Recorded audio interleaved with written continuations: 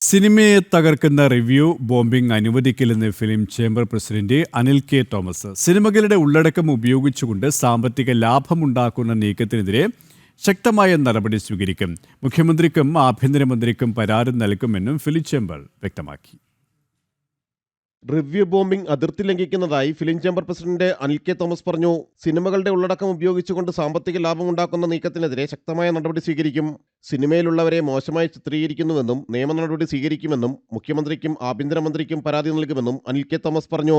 Review ബോംബിനെ സംബന്ധിച്ച് already കേസുണ്ട്. ഒരു 2 വർഷത്തിന് മുകളിലായിട്ട് ഹൈക്കോടതിയിൽ കേസ് നടക്കുന്നുണ്ട്. പക്ഷെ ഓഫ് ലേറ്റ് ഇപ്പോൾ നടന്നുകൊണ്ടിരിക്കുന്ന ചില കാര്യങ്ങൾ അത്രയും ഇൻഡസ്ട്രിയെ സംബന്ധിച്ചിടത്തോളം അത്ര ഗുണകരമല്ലാത്ത രീതിയിലുള്ള പോക്കാണെന്നുള്ളത് ഒബ്സർവ് ചെയ്തുകൊണ്ട് കമ്മിറ്റി ഡിസൈഡ് ചെയ്തിരിക്കുന്നത് അത് എല്ലാ ഫോറത്തിലും അഡ്രസ് ചെയ്ത് ബഹുമാനപ്പെട്ട ആഭ്യന്തരമന്ത്രിക്ക് ഇതിനെ സംബന്ധിച്ച് പരാതി കൊടുക്കുക, പിന്നെ നിയമപരമായിട്ട് മുമ്പോട്ട് പോവുക.